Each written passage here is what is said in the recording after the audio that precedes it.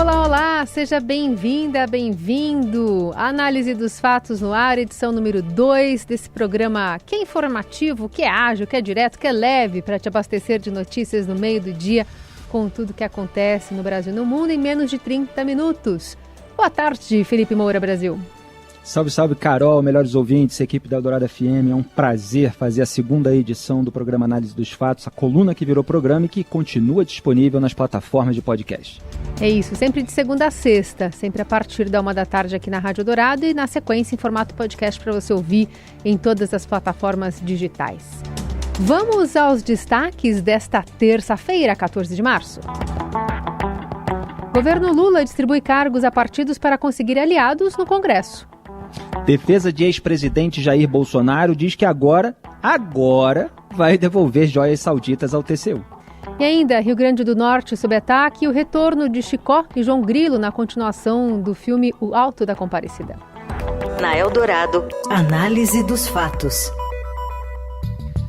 O governo abre uma porteira de cargos à União Brasil e ao MDB para ganhar aliados e barrar uma CPI. A gente vai até Brasília com as informações da colunista do Estadão, Vera Rosa. Boa tarde, Vera. Boa tarde, Carol. Boa tarde, Felipe. O governo Lula decidiu liberar cargos de segundo escalão para conseguir apoio em votações no Congresso e também para barrar a Comissão Parlamentar Mista de Inquérito, a CPMI, dos atos golpistas de 8 de janeiro.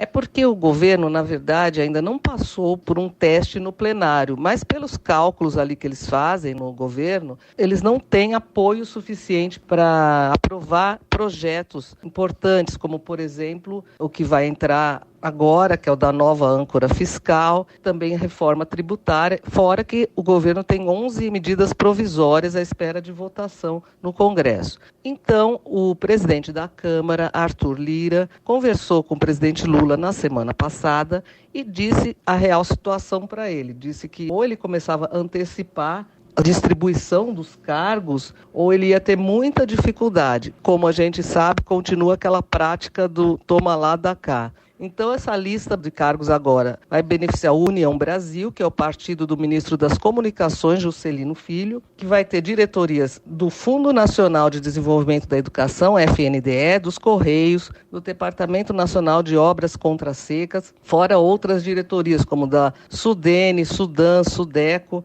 e manterá a presidência da Codevasf, que é a Companhia de Desenvolvimento dos Vales do São Francisco e do Parnaíba, e terá também a presidência da Telebrás. O MDB vai ter uma diretoria do Banco do Nordeste, bastante cobiçada, uma vice-presidência da Caixa Econômica Federal e também secretarias do Ministério das Cidades. Lembrando que o Ministério das Cidades já é comandado pelo MDB, com Jader Filho. E o MDB também, a exemplo do União Brasil, tem 3 ministérios. O MDB tem Transportes, com Renan Filho, e Planejamento com Simone Tebet. Simone Tebet é considerada pelo partido como sendo da cota pessoal do presidente Lula. O União Brasil, por sua vez, tem Comunicações, Turismo e Integração e Desenvolvimento Regional.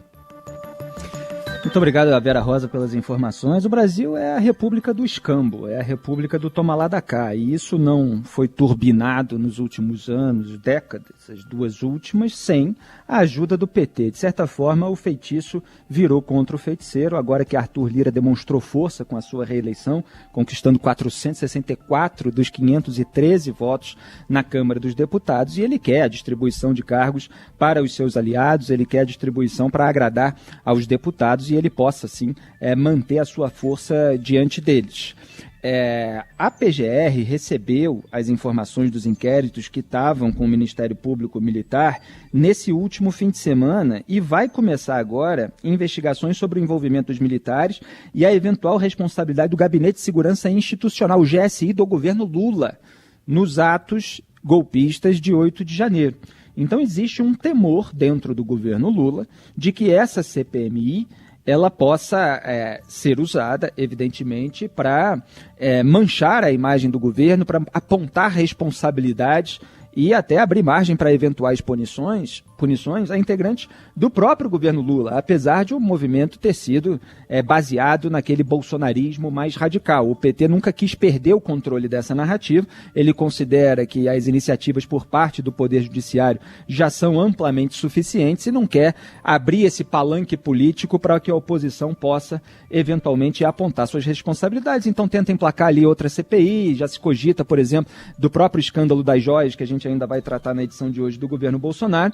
E o governo Lula também precisa demonstrar articulação para aprovar no Congresso Nacional a nova regra fiscal, chamada arcabouço fiscal, que vai substituir o teto de gastos, assim como a reforma tributária. Então está literalmente abrindo a porteira, não está vendo outra saída. E aí você tem esses reflexos da imoralidade pública brasileira, quer dizer, empresas como a Codevasf, onde o próprio Estadão e outros veículos de imprensa apontaram escândalos, até a polícia, porque houve investigações, houve operação de busca e apreensão durante o governo Bolsonaro, vão permanecer, né? A Codevasf vai permanecer e outros órgãos vão permanecer com as mesmas pessoas que estavam sendo responsáveis por essa administração, no mínimo, suspeita. Né? A gente vê ali, por exemplo, o caso do Elmar Nascimento, deputado federal da Bahia, que é do União Brasil e aliado próximo do Arthur Lira. Ele mantém ali o Marcelo Moreira, que foi indicado por ele no comando da Codevasf. Então a União Brasil realmente está com muita sede, querendo manter todos esses cargos sem garantir ainda votos ao governo Lula, o que obviamente desespera os petistas. E os orçamentos que essa turma da política quer são aqueles mais gordos. Então o Denox tem 905 milhões de reais, o FNDE, que também foi alvo de escândalo no governo Bolsonaro, tinha um apaniguado do Ciro Nogueira ali, tem 84,3 bilhões de reais. O DINIT, 18,5 bilhões de reais, a Codevasf, 2,2 bilhões de reais. Onde está o dinheiro é onde a velha política quer ir. Análise dos fatos. Mais de 10 cidades do Rio Grande do Norte tiveram uma madrugada de ataques a tiros e incêndios em prédios públicos, comércios e veículos nesta terça. De acordo com a polícia, uma pessoa morreu em confronto com forças de segurança e outras 2 foram presas. Além da capital, Natal, foram alvo de ataques cidades como Acari, Boa Saúde, Parnamirim, Santo Antônio e São Miguel do Gostoso. Entre os alvos estão um fórum de justiça, 2 bases da PM e uma prefeitura. Também foram atingidos uma loja de motos e carros que estavam estacionados nas ruas e em garagens públicas. A polícia ainda não informou quais os motivos do ataque, mas disse que aumentou o policiamento nas ruas. Olha, eu primeiro preciso registrar que até o momento desse programa, dessa transmissão ao vivo, não houve publicação no Twitter da governadora do Rio Grande do Norte, Fátima Bezerra. Né? Isso, mesmo fora do ambiente da política, as pessoas dizem, rede social, as pessoas só colocam as coisas boas, etc. Né? Na política é exatamente assim. Ela ainda não se pronunciou nas redes a respeito desses ataques. É um terror absoluto. É lamentável o poder da criminalidade no Brasil. O que está sendo ventilado na imprensa local é que foi um ato do sindicato do crime. Gente ali que está insatisfeita com o tratamento carcerário que os seus líderes de facção estão tendo no sistema prisional do Estado. O sindicato do crime do Rio Grande do Norte, ele surgiu ali como reação ao controle exercido pelo PCC, o primeiro comando da capital, nas atividades do narcotráfico. E quando a gente vê até o mapa do Brasil, o Rio Grande do Norte está lá, naquela pontinha do Nordeste, né, muito longe de outros países por onde costumam ecoar armas de fogo e drogas. Quer dizer, se há um estado que deveria estar protegido até pela distância geográfica, é o Rio Grande do Norte. Se você pegar ali a distância para a Guiana Francesa, dá pouco mais de 2.000 quilômetros, para a Bolívia, pouco mais de 4.500 quilômetros. É claro que eles têm outros meios dentro do Brasil, já que as patrulhas estaduais também são muito frágeis para esse escoamento de contrabando e, obviamente, se tem acesso a armas e drogas por outros caminhos. Agora, você intimidar toda uma população, você fazer uma população de refém, porque você quer privilégios, é claro que isso tem que ser apurado. Os bandidos, mesmo na prisão, eles têm ali os direitos a serem tratados da maneira como todos os presidiários são. Agora, não tem direito de tocar o terror se alguma coisa estiver errada. Então, vamos aguardar novas informações e esclarecimentos sobre esse episódio trágico. Na Eldorado, análise dos fatos. Após 5 anos do assassinato da vereadora Marielle Franco e do motorista Anderson Gomes, famílias e ativistas exigem nomes de mandantes, motivo do crime e justiça também por esses crimes. O Márcio Douzan traz as informações para a gente do Rio. Olá Carol, olá Felipe, olá a todos. Um dia que se completam 5 anos dos assassinatos da vereadora Marielle Franco e do motorista Anderson Gomes, 3 faixas foram estendidas em frente à Câmara Municipal do Rio de Janeiro. É com a pergunta que até hoje nem Ministério Público, nem Polícia Civil, nem Polícia Federal, nem 3 governos estaduais, nem 3 governos federais conseguiram responder, que é quem mandou matar a Marielle Franco. O dia de hoje está marcado por uma série de iniciativas aqui no Rio de Janeiro. Além desse ato em frente à Câmara Municipal, há também a inauguração de uma escultura da Marielle Franco no Museu da Manhã e no Museu de Arte do Rio, uma missa em homenagem às mortes da Marielle e do Anderson, e no final do dia haverá um festival para homenagear essa vereadora que ficou conhecida pela defesa dos direitos humanos. Em relação às investigações, segundo a polícia, elas seguem andando, mas estão paradas, porque passados 5 anos ainda não se sabe quem foram os mandantes do crime, e as 2 pessoas que foram presas como executoras, dos assassinatos, o Rony Lessa e o Elcio de Queiroz, 4 anos depois de terem sido presos, ainda não foram sequer levados a júri popular.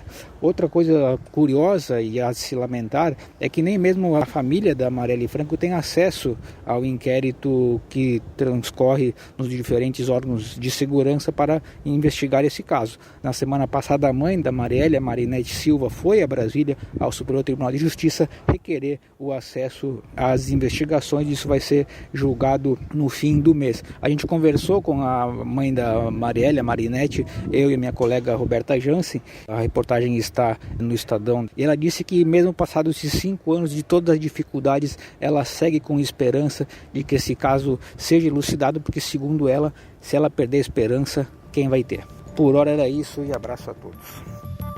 É absolutamente terrível que um crime como esse, de comoção nacional, não tenha sido solucionado, não tenha sido elucidado. E, lamentavelmente, esse é o padrão em casos de assassinato, em casos de homicídio. A porcentagem de solução desses crimes é muito baixa no Brasil. Antigamente tinha uma taxa de um levantamento que dava em 6%, não sei exatamente quanto está hoje, mas dificilmente aí supera os 15% de solução para esses crimes. Quer dizer, você encontrar quem é o responsável. Nesse caso, pelo menos, se encontrou, de acordo, evidentemente, com tudo aquilo que foi investigado, quem estava envolvido diretamente no ato, que o policial reformado Rony Lessa e o ex-PM Elcio de Queiroz, os 2 estão presos em penitenciárias federais de segurança máxima e vão ser julgados pelo Tribunal de Júri. O que acontece é que o julgamento ainda nem tem data marcada. O Lessa tem condenação aí por outros crimes, como comércio, tráfico internacional de armas, obstrução de investigação, destruição de provas. Ele já apareceu no noticiário policial várias vezes, já tive que falar a respeito dele em casos que nem sequer envolviam a Marielle Franco. E restam muitas dúvidas ainda a respeito do que aconteceu naquele dia. O próprio Lessa e o Elcio nunca pesquisaram, por exemplo, na internet o nome da Marielle Franco. Mas o Lessa pesquisou ali outros itens que têm a ver com o trajeto que ela percorria.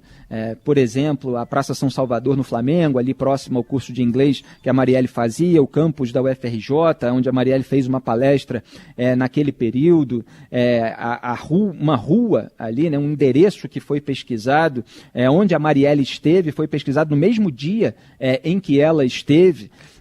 Então você tem elementos que indicam a autoria, mas você tem ainda certos pontos de dúvida a respeito daquele episódio e de como foi feito o crime, o que aconteceu antes e depois, quem é que vendeu a munição, por exemplo, quem clonou o veículo, qual foi a rota de fuga utilizada pelos criminosos, quantos homens havia no carro. E os nomes que apareceram com alguma suspeita de eventual ligação ou até de ser o mandante durante a investigação, obviamente todos negam, também não geraram maiores desdobramentos, que é o do bicheiro Rogério Andrade, que é sobrinho do Castor de Andrade. Tem até um documentário que eu recomendo muito, Dr. Castor, que mostra essa ligação umbilical ali da criminalidade com as autoridades públicas no Rio de Janeiro e até com entretenimento, envolve samba e futebol. O Rogério Andrade também não é alvo, tem muito poder ainda no Rio de Janeiro. O conselheiro do Tribunal de Contas do Estado, Domingos Brazão, o ex-vereador Cristiano Girão, mas parece que não há ainda um volume de provas suficientes a respeito do envolvimento dessas pessoas cujos nomes apareceram na investigação. Então, tomara que seja solucionado, inclusive porque, para além da perda humana e de tudo isso que causa um drama imenso, você tem a própria segurança, para além da segurança pública, a segurança de alguém que tem um mandato legislativo para legislar. Quer dizer, se você está fazendo alguma atividade, porque essa é uma linha de investigação de que foi um crime com algum elemento político, que incomode uma milícia ou qualquer grupo, qualquer facção de crime organizado, você acaba morto, quer dizer, você não tem liberdade para legislar. Essa é a República Brasileira, é assim no Rio de Janeiro, é muito triste. Análise dos fatos. No depoimento marcado para esta terça, o ex-ministro Bento Albuquerque pretende sustentar a tese de que desconhecia o conteúdo dos pacotes e que estes seriam para a União. A nova versão difere completamente daquilo que o ex-ministro e almirante de esquadra da Marinha disse no momento em que foram abordados pelos fiscais da Receita em 26 de outubro de 2021 e que o próprio Albuquerque disse ao Estadão no dia 13 de março, quando o escândalo das joias vindas da Arábia Saudita veio à tona, revelado pelo jornal. Conforme relatou Bento Albuquerque, o conjunto de diamantes de 16 milhões e meio de reais e que foi apreendido era para a então primeira-dama Michele. Além de Bento, também deve prestar depoimentos Marco André dos Santos Soeiro, ex-assessor de Bento. A defesa de Jair Bolsonaro avisou a polícia que vai entregar ao Tribunal de Contas da União o conjunto de joias masculinas de luxo que ficaram com ele. Em meio às investigações, Michele Bolsonaro embarcou hoje para Orlando, nos Estados Unidos, onde ficará ao menos 15 dias. Ela vai encontrar o ex-presidente, que está fora do país desde o fim do ano passado. Pois é, o primeiro ponto é que a estratégia do se colar colou do Jair Bolsonaro não colou. Então, diante de toda a repercussão negativa do escândalo das joias, que rendeu representação no TCU, abertura de inquérito policial, ele disse que vai entregar ao TCU relógio de luxo e outros itens de valor ali encaminhados pelo regime da Arábia Saudita. É claro que ele já podia ter levantado essa questão ética, pelo menos como o ex-secretário de Desenvolvimento Caio Megali fez, mas ele ficou ali com esses objetos de valor até segunda ordem, o que é absolutamente inapropriado do ponto de vista moral e ainda vai ser julgado se poderia ter sido feito dessa maneira do ponto de vista legal. No ofício ali que foi encaminhado à Delegacia de Crimes Fazendários, a defesa do Bolsonaro diz que eles, em momento algum, pretendeu locupletar-se ou ter para si bens que pudessem, de qualquer forma, serem havidos como públicos. Agora é tarde, né, para dizer isso, então ele não convenceu. Em relação ao Bento Albuquerque, eu já tinha comentado isso na semana passada, que a estratégia de defesa dele é alegar que ele não sabia o conteúdo dentro de uma caixa que ele levou num voo internacional, o que é uma barbaridade, né? Qualquer turista que viaje pelo mundo sabe que eventualmente se pergunta na alfândega se você recebeu algum material, alguma caixa, algum envelope, alguma mochila de alguém que você não conhece, algum recipiente que você desconhece o conteúdo, que uma autoridade pública leve um conteúdo sem saber o que tem dentro no voo internacional, é algo que não cola. Agora, ele vai alegar que recebeu ali em cima da hora, da Arábia Saudita, mas há contradições aí dentro desse discurso. E houve iniciativas para tentar liberar depois as joias, o que compromete ainda mais todos os envolvidos. É um escândalo próprio do patrimonialismo e da imoralidade que tomam conta da política brasileira. Na Eldorado, análise dos fatos. O preço médio do litro da gasolina foi de R$ 5,88 na primeira quinzena de março, aumento de 9,04% ante fevereiro, de acordo com o levantamento do índice de preços Ticket-Log. Este é o primeiro levantamento feito após o 1º de março, quando houve aquele retorno da cobrança dos tributos federais sobre combustíveis. Na análise regional, as altas vão de 8% no Sudeste, onde a gasolina fechou 5,65, com a menor média entre as regiões, a quase 10% na região Norte, onde o combustível foi comercializado a 6,23, maior preço médio nacional. Já o preço médio do etanol no país também ficou mais caro para os motoristas brasileiros e fechou o período com a média de 4,60, com acréscimo de 3% em relação ao mês anterior. Olha, já era esperado que a reoneração dos combustíveis, que ajuda as contas públicas, mas incomoda sobretudo a classe média motorizada, ia pesar no IPCA de março. O Bolsonaro havia cortado o ICMS sobre combustíveis para tentar se reeleger e agora o Haddad precisou do dinheiro em caixa para reduzir o risco fiscal depois da aprovação da PEC do estouro durante a transição do governo e dessas sinalizações do Lula de irresponsabilidade com as contas públicas. A questão é que, além da alta da gasolina e do diesel, a inflação subiu 0,84% em fevereiro, puxada pelos reajustes das escolas, dos serviços em geral, e 65% de tudo que as famílias consomem subiu de preço. Então, nesse cenário, fica mais difícil para o Banco Central reduzir, como quer o governo Lula, a taxa de juros, a Selic, atualmente em 13,75%. Há economistas acreditando que essa queda só vem dos juros, só vem no segundo semestre, se o arcabouço fiscal a ser apresentado pelo Haddad for crível. E nas últimas entrevistas o Haddad só revelou que não é uma regra de dívida, que vai ser uma mistura da lei de responsabilidade fiscal com o teto de gastos, no qual essa nova regra virá no lugar, Ele não negou que vai ter a regra de controle de gastos, mas ele não disse isso com todas as letras, então acabou gerando dúvidas, mas disse que outros países têm uma regra assim e elogiou. Se não houver a regra de controle de gastos, vai ser uma grande frustração e fica ainda mais difícil para o BC cortar esses juros. Então vamos ver se o governo vai fazer o dever de casa para conseguir o que quer, em vez de só tentar ganhar no grito contra o presidente do banco, Roberto Campos Neto, agora mesmo alvo aí de novas investidas da Gleisi Hoffmann. Você ouve Análise dos Fatos, com Felipe Moura Brasil e Carolina Ercolim. Seguimos com a análise dos fatos para falar também sobre o governador de São Paulo, Tarcísio de Freitas, que chega à posse da nova Assembleia Legislativa de São Paulo, com apoio de 60 dos 94 deputados nas redes sociais. Pedro Venceslau, colunista de Eldorado, traz para a gente os detalhes.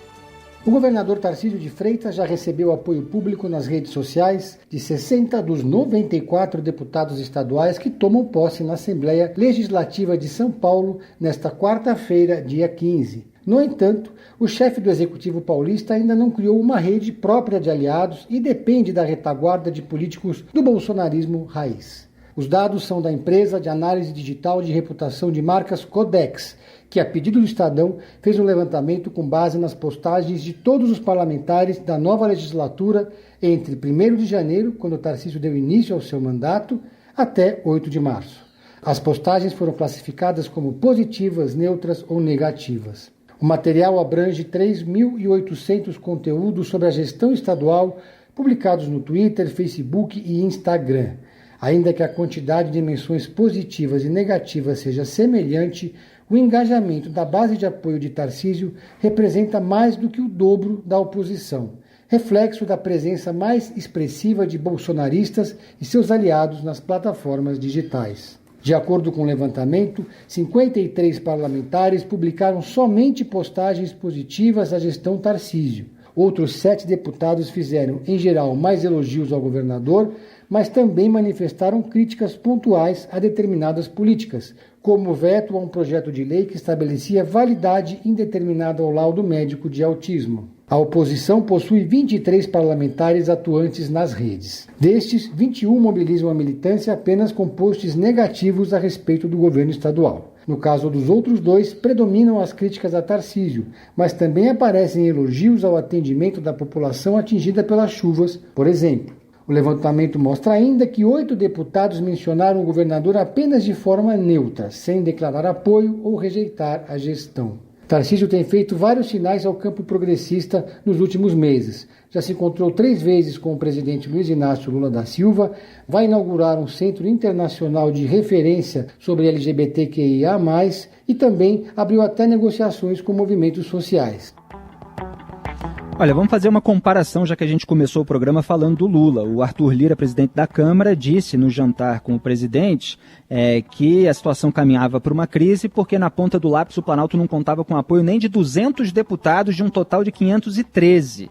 Se o Tarcísio tem 60 na Lesp de 94 deputados estaduais, ele está com uma base muito mais consolidada do que o Lula. É claro que isso vai ter que ser visto na prática, já que votação por votação aparecem novas demandas. De resto, o governo do Tarcísio é esse equilíbrio numa corda bamba, é difícil de administrar, entre posições sensatas, técnicas que ele quer buscar ter, porque isso é a marca que ele considera da gestão dele, inclusive do Ministério da Infraestrutura no governo Bolsonaro, e esses acenos e afagos, até com cargos, para o bolsonarismo raiz. Vamos ver se o Bolsonaro vai ter a sua inelegibilidade declarada para abrir caminho para um voo ainda maior do Tarcísio de Freitas nessas condições. Análise dos fatos.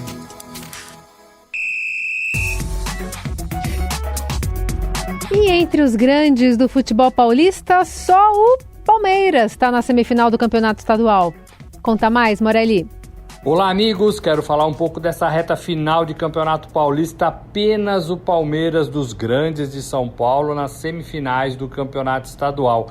É uma vergonha para Corinthians, para São Paulo, para Santos, que nem nas quartas conseguiu chegar. Ficou na zona ali de classificação na parte de eliminatórias. Muito se fala de que a diferença do Palmeiras para os seus principais rivais do estado é dinheiro. Com a Crefisa de patrocinadora desde 2015, o Palmeiras ganha ali 100 milhões, 120 milhões todo ano para reforçar o seu elenco. É verdade, isso ajuda demais na receita do clube, isso ajuda demais a montar um time forte, mas não é só isso, e o Campeonato Paulista deste ano mostrou. O São Paulo não poderia ter perdido para o Água Santa, como disse o seu próprio treinador Rogério Ceni. O Corinthians parou, tomou uma rasteira do Ituano e também não deveria ter acontecido. Todos esses clubes têm receitas menores, muito menores do que São Paulo, do que Corinthians, por exemplo.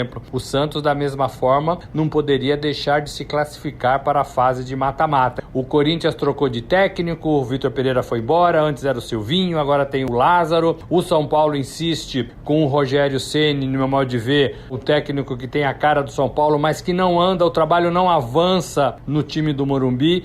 Tem muitas contusões. Por que os jogadores demoram tanto para se recuperar? O Palmeiras manteve o seu treinador há quase 3 anos. O Abel Ferreira continua no cargo. Isso faz diferença. O Santos também troca de treinador e joga todos os trabalhos dos técnicos anteriores na lata do lixo. Começa sempre da estaca zero. Então tudo isso faz diferença. Os presidentes, os gestores dos clubes também parecem que estão sentados em suas cadeiras confortáveis esperando o tempo passar e não deixam legado nenhum no futebol. Estou falando de Corinthians, estou falando de Santos, estou falando de São Paulo. Nesse ponto de vista, o Palmeiras também sai na frente. É isso, gente. Falei, um abraço a todos. Valeu.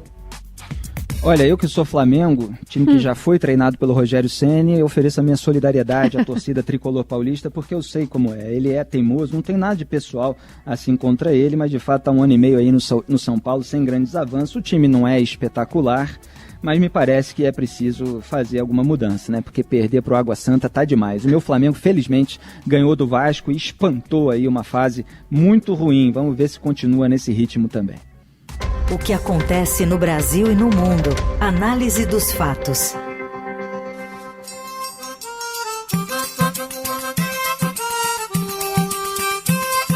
O filme O Alto da Compadecida deve ganhar uma sequência após 25 anos do seu lançamento. O anúncio foi feito pelos atores Selton Mello e Matheus Nastergalli, que voltarão aos papéis de Chicó e João Grilo.